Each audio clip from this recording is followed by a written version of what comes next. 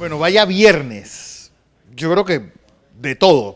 Pues el Brexit, acuerdos de paz en Colombia, la crisis diplomática que tenemos por el caso de Maher Mizrachi, lo ocurrido ayer en el Hotel Sheraton, es decir, el menú es variado. Se te olvidó lo más importante. ¿Cuál? Hoy es 24 de junio. Bueno, día de Día San Juan. de Chitré. Lo he dicho varias veces aquí. Un saludo para la gente de Chitré. Así es. Esta es la fiesta. Es la fiesta. Una de las fiestas, porque el otro es el 19 de octubre. También en Agua Dulce hay... Aguadulce. Igual coinciden los dos días. Pero Chitré. Eso. Si usted quiere divertirse, vaya a Chitré. Bueno, hoy amanece el mundo, que yo te diría, en una situación de tumulto. Hay una situación muy seria que se da a raíz del triunfo en el referéndum de Inglaterra por la salida de ese país de la Unión Europea. Y muchos se preguntan, bueno, vean un tuit de alguien y dicen, bueno, Panamá no le preocupa eso porque nosotros tenemos el verde, el dólar. El dólar, no. sí. Déjeme explicarle que sí, no va a afectar y afecta al mundo. En este momento, las bolsas europeas, todas han cerrado a la baja, hay una baja sustancial del 10%. El menos afectado hasta ahora ha sido la bolsa de Londres, y particularmente porque en esa bolsa cotizan muchas empresas transnacionales, mucho más que en el resto de Europa, y la baja ha sido del 5%, pero la caída de la libra ha sido a los niveles de 1982. No hay la menor duda de que esta primera impresión fue más fuerte de lo que se esperaban, pero creo que en el corto plazo, en las próximas semanas, habrá una tendencia a estabilizarse. Y aquí viene la primera paradoja del mundo. ¿Será el mercado solo por sí el que pueda estabilizar Europa? La respuesta es no.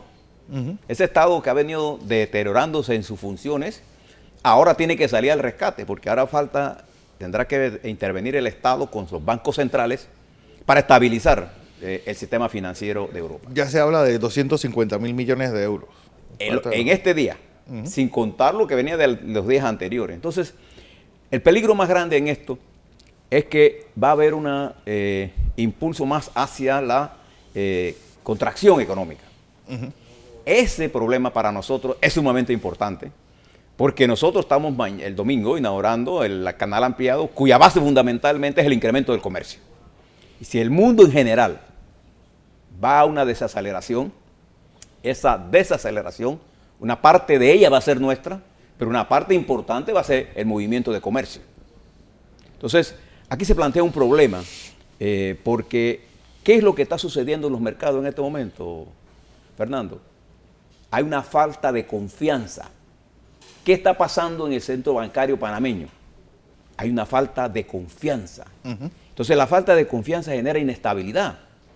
Y yo creo que es importante que el gobierno se fije en esto, porque nosotros tenemos que entender lo que está ocurriendo en el mundo y tomar las medidas correctivas para proteger y blindar nuestro sistema bancario y financiero, que tiene excelentes experiencias en el manejo de crisis, y recordemos la del 2008, pero que hoy coincide esta crisis internacional con cosas que está pasando internamente, esas continuas intervenciones de la UAP pidiendo investigaciones sobre X o Y personas a los bancos, que eran nerviosismos.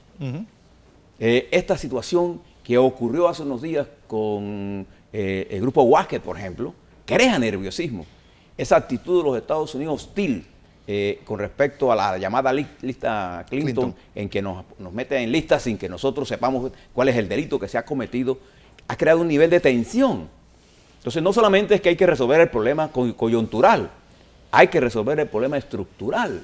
De manera que en este tumulto que hay en el mundo, nosotros tengamos la capacidad de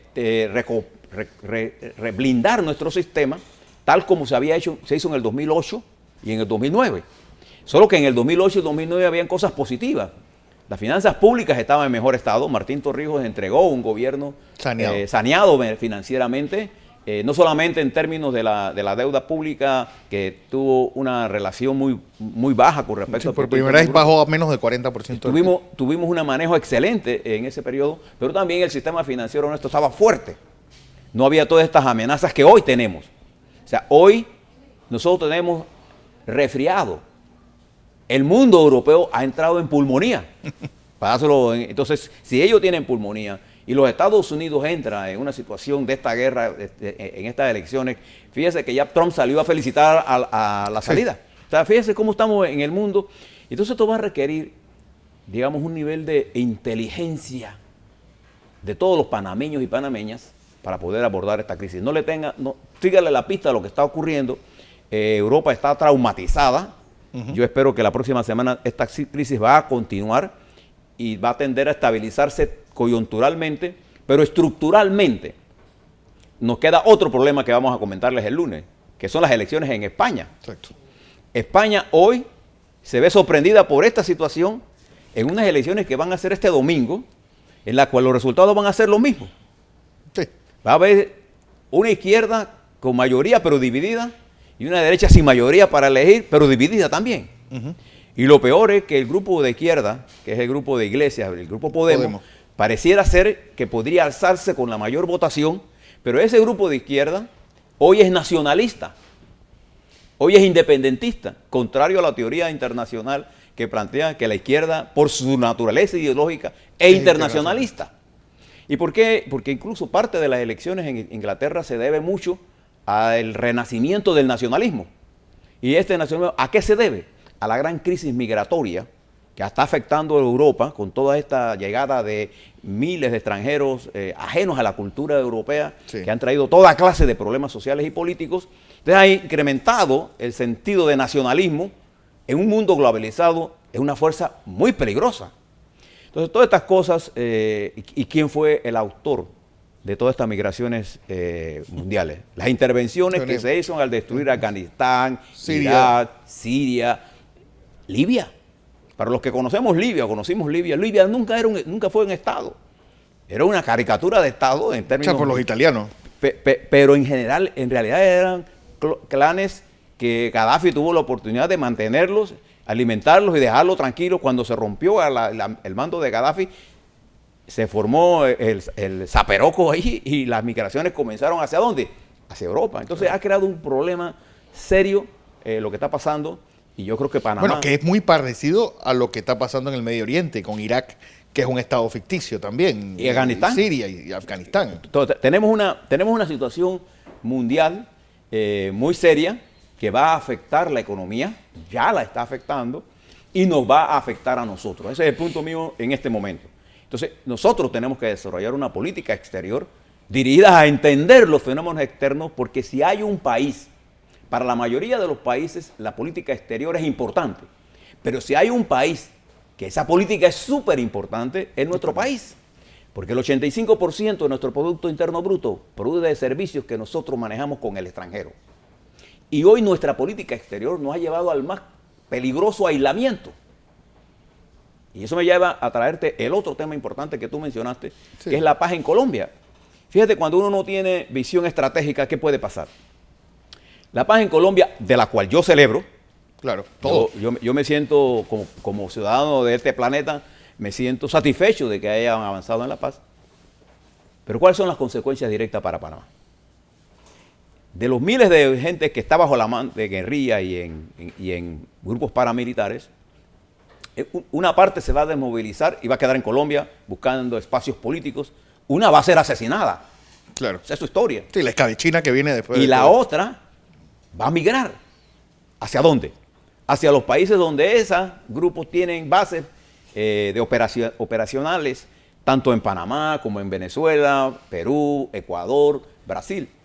No somos parte de esa base operacional por las facilidades que ofrece nuestro sistema financiero. Y ahora yo me pregunto, ¿cuál es la política migratoria de Panamá frente a ese evento que va a ocurrir en los próximos 24 meses?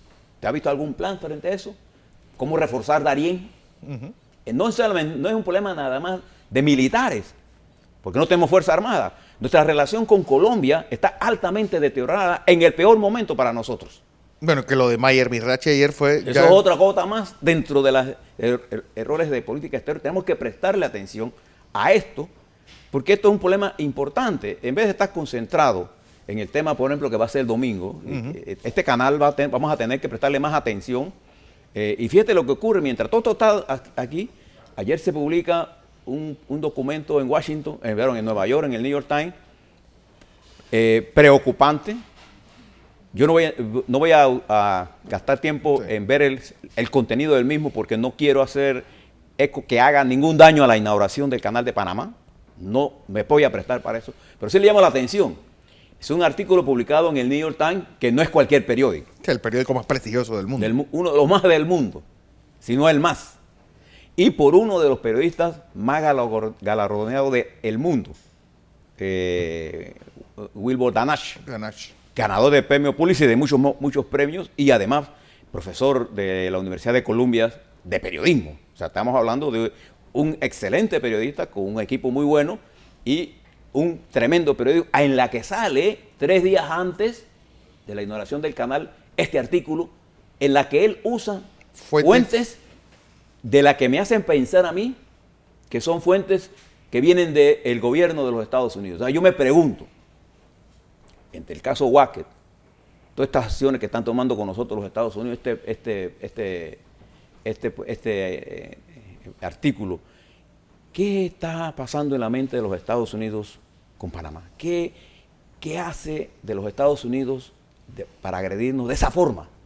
¿Qué cosas les preocupa a ellos que nosotros estemos haciendo mal? Entonces, todas estas cosas es lo que requiere de una inteligencia política que está en Panamá. Sí, en Panamá tenemos excelentes analistas. Y hemos hecho trabajos que incluso en situaciones mucho más adversas que esta. Bueno, los tratados del canal, las crisis que hemos vivido post-invasión, la crisis del 2008, infinidad de crisis que hemos manejado, han sido manejados por panameños y panameñas en forma exitosa, pero nunca habíamos estado tan aislados. Entonces yo quiero llamar la atención, no solamente al gobierno, sino a todas las fuerzas políticas de este país, que el mundo está sumamente complejo. El mundo no está para estar jugando al gato y al ratón, al acuso y yo te acuso, te denuncio y tú me denuncias. Panamá se merece una atención muy concentrada, se merece concentrar su inteligencia para enfrentar los graves retos que significa lo que está ocurriendo. Fíjate este viernes en que cómo se recibe el mundo, cómo se abre el canal de Panamá. Y siempre de la crisis hay una perspectiva positiva si tú la sabes interpretar, claro. Negativa si tú sigues en el camino que vamos. El camino de la fragmentación política en Panamá nos va a llevar a serios problemas si nosotros nos enfrentamos a esto con el conocimiento de lo que está ocurriendo, Fernando. Ese mensaje dado ayer, medio de la crisis de Maher Mirachi, de reunir a diputados tanto de Cambio Democrático como del PRD y decir, bueno, ahora tenemos nuevamente una mayoría en la Asamblea, no es tal vez un pataleado de abogado dando muestras de que se controla por lo menos el Estado. Bueno, yo pienso que lo que hicieron ayer tiene su punto negativo y su punto positivo. Lo positivo de esto es que estabiliza el poder político. Claro. Una de las herramientas más importantes que tiene el presidente Varela en este momento es que él no tiene enemigos serios de oposición que dificulten su accionar. Eso es bueno, pero es malo porque el 100% de la responsabilidad de las cosas vayan bien o vayan mal es de él. Es de él. Punto. Entonces, eso tiene un mensaje positivo, pero tiene un mensaje negativo que es en la fragmentación del sistema político. Porque no existe la fuerza de balance político que es necesaria en cualquier democracia.